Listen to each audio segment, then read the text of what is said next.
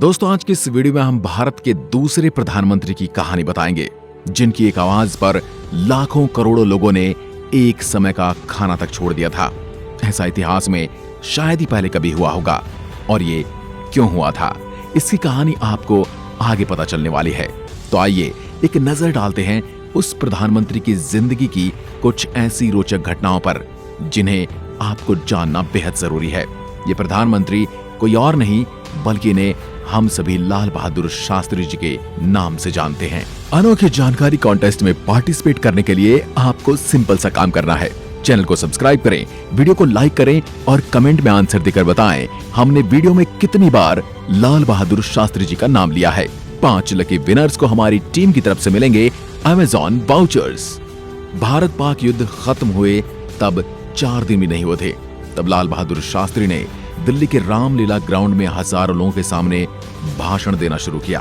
तब उनका मूड कुछ ज्यादा ही अच्छा था। इससे ठीक 1 साल पहले शास्त्री जी के 5 फीट 2 इंच के कद और आवाज का अय्यूब खान ने मजाक उड़ाया था। पाकिस्तान में भारत के पूर्व उच्चायुक्त रहे शंकर वाजपेयी ने इनकी हाल में मृत्यु हो गई है। उन्होंने कहा था, अय्यूब को लगता था भारत कमजोर है और जवाहरलाल नेहरू की मृत्यु के बाद अय्यूब दिल्ली जाना चाहते थे, लेकिन उन्होंने दिल्ली जाना कैंसिल कर दिया। उनका कहना था कि अब वहां जाकर किससे बात करें। तब लाल बहादुर शास्त्री ने अपने भाषण में कहा था, आप मत आइए, हम आ जाएंगे। शास्त्री जी गुटनिरपेक्ष सम्मेलन में भाग लेने के लिए काहिरा गए थे। लौटते समय वे कुछ समय के लिए कराची भी ठहरे और फिर अय्यूब जब शास्त्री जी को हवाई अड्डे तक छोड़ने आए थे, तब उन्होंने अपने साथियों से इशारा करते हुए कहा, इनके साथ बात करने में कोई फायदा नहीं है। 1965 में हुई भारत पाक लड़ाई के दौरान अमेरिकी राष्ट्रपति लिंडन बैंस जॉनसन ने शास्त्री जी को धमकी दी थी कि अगर उन्होंने पाकिस्तान के खिलाफ लड़ाई बंद नहीं की तो हम आपको PL 480 के तहत जो लाल गेहूं बेचते हैं उसे बंद कर देंगे। उस समय भारत गेहूं के उत्पादन में आत्मनिर्भर नहीं था, इसलिए शास्त्री जी को लिंडन की बात काफी बुरी लगी, क्योंकि वे बहुत स्वाभिमानी व्यक्ति थे। शास्त्री के बेटे अनिल शास्त्री जी कहते हैं कि लाल बहादुर शास्त्री जी के सामने लोगों ने तब ये तक कह दिया था, हम भले ही भोजन न करें, लेकिन विदेशों से जो खाना आ रहा है हम किसी मुल्क के समक्ष खाने के लिए हाथ नहीं फैलाएंगे। शास्त्री जी ने लोगों को गर्व से जीना सिखाया था। लाल बहादुर शास्त्री ने देशवासियों से कहा था कि हम हफ्ते में 1 वक्त भोजन नहीं करेंगे, जिसकी वजह से अमेरिका से आने वाले गेहूं की भरपाई हो जाएगी। अनिल शास्त्री ने आगे कहा, इस अपील से पहले उन्होंने मेरी मां ललिता शास्त्री से कहा कि आप ऐसा कर सकती हैं कि आज शाम हमारे यहाँ खाना ना बने। मैं कल देशवासियों से 1 वक्त का खाना न खाने की अपील करने जा रहा हूँ। मैं देखना चाहता हूँ कि मेरे बच्चे भूखे रह सकते हैं या नहीं। जब शास्त्री जी ने देख लिया उनके बच्चे 1 वक्त बिना खाने के रह सकते थे, तो उन्होंने देशवासियों से भी ऐसा करने के लिए कहा। 1963 में कामराज योजना के तहत शास्त्री जी को नेहरू मंत्रिमंडल से इस्तीफा देना पड़ा। उस समय वे भारत के गृह मंत्री थे। कुलदीप नैयर ने बताया कि जिस दिन शास्त्री जी ने इस्तीफा दिया था, वे उनके घर पहुंचे, जहां उन्होंने देखा पूरे घर में अंधेरा छाया हुआ था, सिवाय एक जगह को छोड़कर, और वहां थी ड्राइंग रूम। ड्राइंग रूम में शास्त्री जी अकेले बैठे थे और उनके हाथ में अखबार था। कुलदीप नैयर ने उनसे पूछा, बाहर बत्ती क्यों नहीं जल रही है? तब शास्त्री जी ने जवाब दिया कि अब से मुझे इस घर की बिजली का बिल अपनी जेब से देना पड़ेगा, इसलिए मैं हर जगह बत्ती जलाना बर्दाश्त नहीं कर सकता। अब ये जो घटना है ये आपका दिल जीत लेगी। इसके बाद जब लाल बहादुर शास्त्री ताशकंद सम्मेलन में भाग लेने रूस गए थे, तो अपना खादी का ऊनी कोट पहनकर गए थे। रूस के प्रधानमंत्री एलेक्सी कोशिगिन तुरंत भाप गए कि इस कोट से ताशकंद की सर्दी का मुकाबला नहीं होगा, और अगले दिन उन्होंने शास्त्री जी को एक ओवरकोट गिफ्ट दे दिया ताकि वो उसे ताशकंद की सर्दी में पहन सके। अनिल शास्त्री ने बताया कि अगले दिन जब कोशिगिन ने देखा कि शास्त्री जी तो फिर से वही पुराना खादी का कोट पहने हुए हैं, तब एक झिझक के साथ रूसी प्रधानमंत्री ने शास्त्री जी से पूछा, क्या आपको कोट पसंद नहीं आया? शास्त्री जी बोले, आपका दिया कोट वाकई बहुत गर्म है, लेकिन मैंने उसे अपने दल के एक आदमी को कुछ दिन के लिए पहनने को दिया है, क्योंकि वो अपने साथ इस मौसम में पहनने के लिए कोट नहीं लाया था। कोशिगिन ने भारतीय प्रधानमंत्री और पाकिस्तान के राष्ट्रपति के सम्मान में आयोजित किए गए सांस्कृतिक समारोह में इस घटना का जिक्र किया था। उन्होंने कहा था, हम लोग तो कम्युनिस्ट हैं, लेकिन प्रधानमंत्री शास्त्री सुपर कम्युनिस्ट हैं। ऐसे ही एक हैरान करने वाली घटना का जिक्र लाल बहादुर शास्त्री जी के दूसरे बेटे सुनील शास्त्री ने किया है।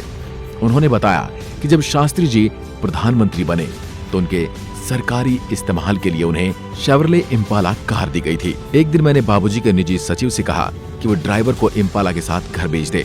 इसके बाद हमने ड्राइवर से कार की चाबी ली और फिर दोस्तों के साथ ड्राइव पर चले गए। रात को जब घूमकर वो वापस घर पहुंचे तो उन्होंने कार बाहर खड़ी करके खुद किचन के रास्ते घर में दाखिल हो गए। इसके बाद वे अपने कमरे में जाकर सो गए। फिर अगले दिन सुबह 6:30 बजे उनके कमरे के दरवाजे पर कोई आवाज सुनाई थी। आवाज सुनकर सुनील शास्त्री को लगा कि कोई नौकर उन्हें जगाने आया होगा, तो उन्होंने उसे जाने के लिए कहते हुए कहा, अभी मुझे मत जगाओ, मैं देर रात को सोया था।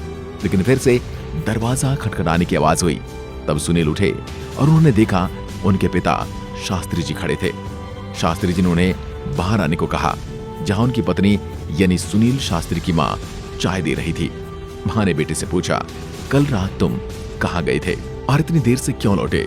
तभी शास्त्री जी ने पूछा, तुम गए कैसे थे? सुनील को तब सच बताना पड़ा कि पिताजी की सरकारी इम्पाला कार से गए थे। उन्होंने कार के ड्राइवर को बुलवाने के लिए कहा और उनसे पूछा, क्या आप कार में कोई लॉग बुक रखते हैं? ड्राइवर ने हाँ में जवाब दिया। तब उन्होंने अगला सवाल किया, कल इम्पाला कार कितना किलोमीटर चली है? ड्राइवर बोले 14 किलोमीटर। तब शास्त्री जी बोले, इसे निजी इस्तेमाल की मद में लिख देना। इसके बाद उन्होंने अपनी पत्नी को कहा कि प्रति किलोमीटर के हिसाब से 14 किलोमीटर के जितने पैसे बनते हैं उसे निजी सचिव को दे दे, ताकि उसे सरकारी खाते में जमा करवाया जा सके। एक और घटना है, जब एक बार प्रधानमंत्री शास्त्री ने बिहार के कुछ लोगों को अपने घर बुलवाया था। उसी समय इत्तेफाक से विदेशी मेहमान के सम्मान में एक समारोह का आयोजन किया गया था। उस समारोह में शास्त्री जी का पहुंचना ज्यादा जरूरी था, इसलिए वहां वे गए और आते आते उन्हें देर हो गई। तब तक शास्त्री जी से जो लोग मिलने आए थे वे निराश होकर जा चुके थे। इस घटना का जिक्र अनिल शास्त्री जी ने किया है। उन्होंने कहा, जब शास्त्री जी को पता चला कि वे लोग काफी देर इंतजार करने के बाद अभी अभी निकले हैं, तो उन्होंने अपने सचिव से पूछा, क्या आप जानते कि वो लोग कहाँ गए होंगे? तब शास्त्री जी को पता चला कि वे लोग प्रधानमंत्री आवास से बाहर बस स्टॉप से कहीं जाने की बात कर रहे थे। बिना देर किए शास्त्री जी भी बस स्टॉप तक निकल गए। तब उनका सचिव उनसे कहने लगा, जब लोगों को पता चलेगा तो वो क्या कहेंगे? शास्त्री जी बोले, और तब क्या कहेंगे जब उन्हें पता चलेगा कि मैं लोगों को आमंत्रित करने के बाद उनसे नहीं मिला? सचिव बोले, मैं उन्हें लेने चला जाता हूँ। लेकिन शास्त्री जी नहीं माने। उन्होंने कहा, मैं खुद उन्हें लेने जाऊंगा और इस गलती के लिए माफी मांगूंगा। बस स्टॉप पर पहुंचकर शास्त्री जी ने देखा वे लोग अभी तक बस का इंतजार कर रहे हैं। तब शास्त्री जी ने उनसे माफी मांगी और उनके साथ उन्हें अपने घर के अंदर लाए। 11 जनवरी 1966 को जब लाल बहादुर शास्त्री का ताशकंद में निधन हुआ तो उनके पास सबसे पहले जो शख्स पहुंचे थे वो थे अयूब खान, जिन्होंने तब शास्त्री जी के पार्थिव शरीर को देखकर कहा था, Here lies a person who could have brought India and Pakistan together। यानी यह एक शख्स लेटा हुआ है जो भारत और पाकिस्तान को साथ ला सकता था। जब शास्त्री जी के शव को दिल्ली लाने के लिए ताशकंद हवाई अड्डे पर ले जाया जा रहा था तो रास्ते में हर सोवियत भारतीय और पाकिस्तानी झंडा झुका हुआ था। जब शास्त्री जी के ताबूत को कार से उतारकर विमान पर चढ़ाया जा रहा था तो उसका कंधा देने वालों में सोवियत प्रधानमंत्री अलेक्सी कौशिगिन के साथ कुछ दिन पहले शास्त्री जी का मजाक उड़ाने वाले राष्ट्रपति अयूब खान भी थे। शास्त्री जी के जीवनीकार और उनके सचिव सीपी श्रीवास्तव ने लिखा है, मानव इतिहास में ऐसे बहुत कम उदाहरण हुए हैं कि एक दिन पहले एक दूसरे के घोर दुश्मन कहे जाने वाले प्रतिद्वंदी न सिर्फ एक दूसरे के दोस्त बन गए थे बल्कि दूसरे की मौत पर अपने दुख का इजहार करते हुए उसके ताबूत को कंधा दे रहे थे। शास्त्री जी की मौत के समय उनकी जिंदगी की किताब पूरी तरह से साफ थी। न तो कोई पैसा छोड़कर गए थे और न ही कोई घर और न जमीन। ऐसे थे हमारे लाल बहादुर शास्त्री जी, दोस्तों, जिनके जैसा न तो इंसान कोई हुआ है और न कोई राष्ट्रपति और न प्रधानमंत्री कभी होगा। आज की वीडियो में बस इतना ही। जय हिंद, जय जवान, जय किसान।